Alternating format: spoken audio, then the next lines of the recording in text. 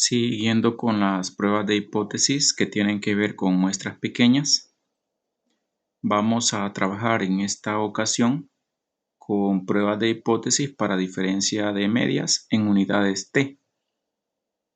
Como hemos visto en clases anteriores, en algunas ocasiones el interés de los investigadores es, por ejemplo, establecer comparaciones entre dos poblaciones diferentes.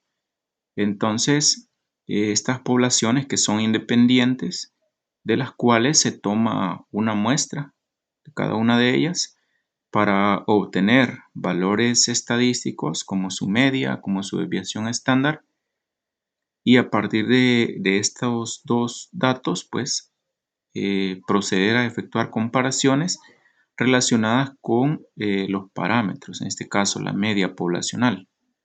Entonces, precisamente eso es lo que vamos a trabajar en esta sesión. Primero vamos a considerar que estamos trabajando con muestras independientes, que las poblaciones siguen una distribución normal y que además las muestras son pequeñas. Entonces, estas son las tres condiciones de las cuales partimos. Con muestras independientes estamos hablando de que si dos poblaciones son, por ejemplo, una es de trabajadores en un turno matutino, el otro de un turno vespertino, entonces son poblaciones independientes porque una persona no puede trabajar al mismo tiempo en ambos turnos, por mencionar algo. Y además que las poblaciones siguen una distribución normal, es decir, que más o menos alrededor de la media se distribuyen simétricamente y tenemos muestras pequeñas, es decir, menores a 30.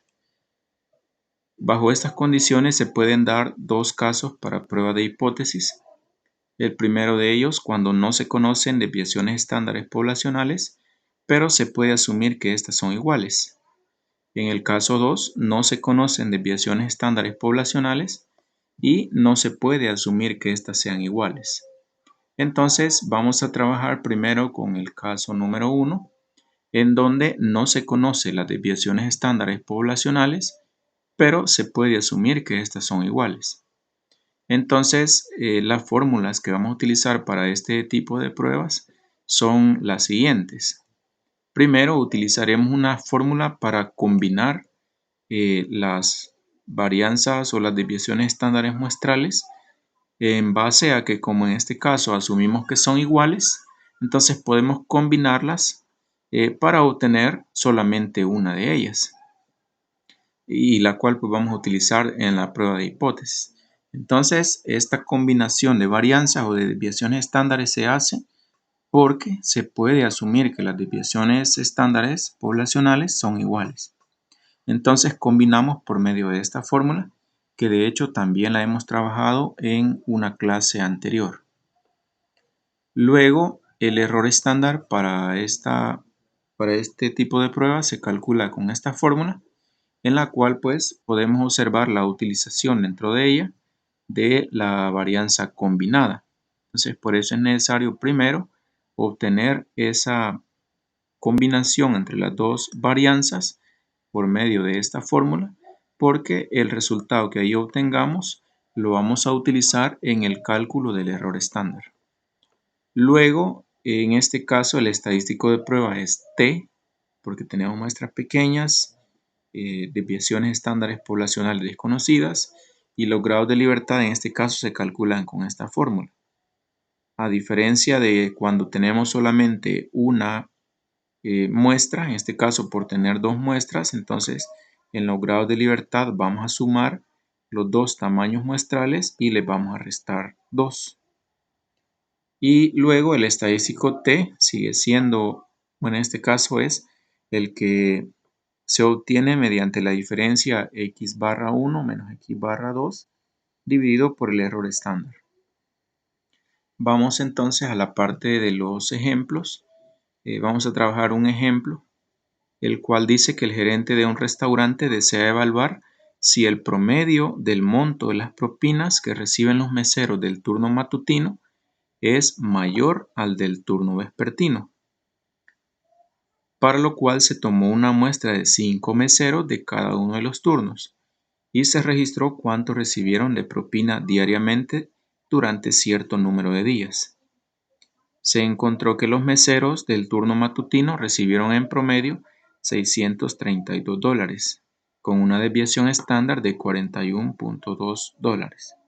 Los meseros del turno vespertino, por su parte, recibieron en promedio $685, con una desviación estándar de 27.3 dólares.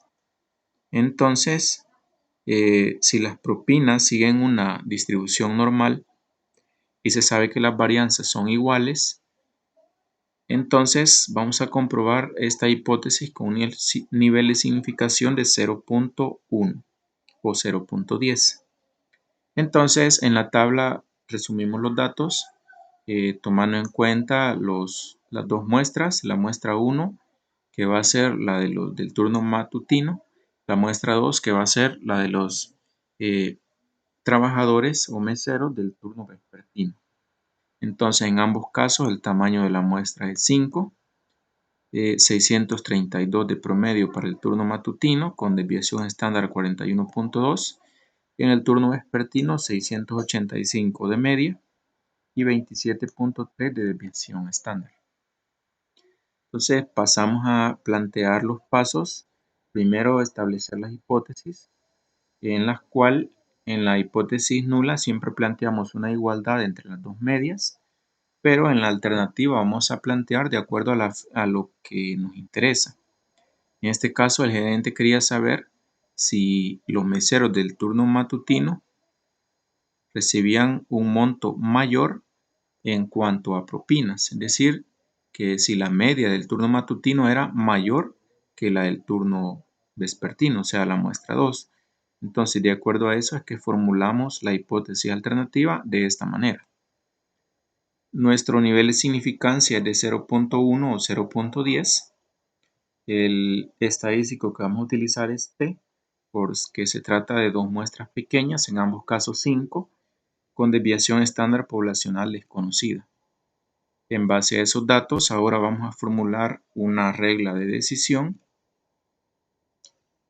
En este caso, pues, de acuerdo a la hipótesis nula, por la forma en que está planteada, de que media 1 es mayor que media 2, entonces eso nos indica que es una prueba de cola derecha, con región de aceptación, lo que tenemos ahí en blanco, y de rechazo, lo que tenemos en color rojo. Para esta prueba necesitamos identificar un nivel de significancia que es 0.1 o 0.10 y calcular los grados de libertad por medio de esta fórmula, sumando los dos tamaños muestrales y restando 2. Los tamaños muestrales en ambos casos son 5, entonces efectuamos esa suma y restamos 2, lo cual nos da 8 grados de libertad. Entonces, con estos datos vamos a la tabla para buscar ese valor crítico que señalamos con la flecha en amarillo, que nos divide la región de aceptación con la región de rechazo. Entonces, llevamos estos tres datos de interés para la tabla. Primero, que es una prueba de una cola que tiene 8 grados de libertad y un nivel de significancia de 0.10. Entonces, nos vamos a la tabla y nos vamos a ubicar en la parte donde dice nivel de significancia de una prueba de una cola, porque nuestra tabla, nuestra gráfica precisamente nos da para una prueba de este tipo, de una cola. Luego elegimos el nivel de significancia, que en nuestro caso es 0.1 o 0.10. Entonces estoy acá en nivel de significancia de una prueba de una cola y es este nivel de significancia, 0.10. Ahora busco en la primera columna los grados de libertad con los que estamos trabajando, que en nuestro caso son 8. Entonces ahí los tenemos. Interceptamos entonces esta fila de 8 grados de libertad con la columna 0.10 de nivel de significancia y nos da entonces que ese valor crítico es 1.397. Y nos vamos entonces a ubicar ese valor crítico en la gráfica 1.397. Si nos fijamos entonces, el valor T que nosotros calculemos si está a la izquierda, cae en región de aceptación, y si está a la derecha de este crítico, cae en región de rechazo. Definimos entonces la regla de decisión diciendo que se aceptará la hipótesis nula cuando el valor de t calculado sea menor a 1.397. En caso contrario, vamos a rechazar la hipótesis nula y aceptar la alternativa. Luego, con esos datos, vamos al paso 5, a calcular t y a tomar la decisión. Primero, en este tipo de pruebas de hipótesis, como mencionaba antes, es necesario calcular una varianza conjunta que se obtiene por medio de esa fórmula, en la cual pues vamos a efectuar las sustituciones correspondientes.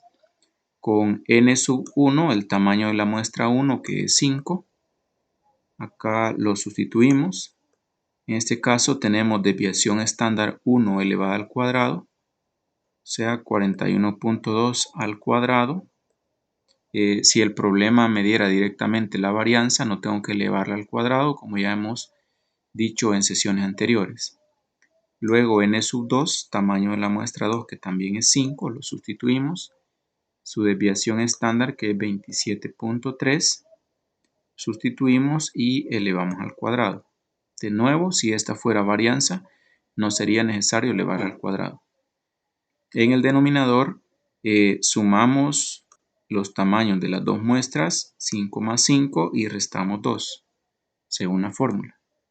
Desarrollamos esa operación y entonces la varianza conjunta en este caso es 1221.365.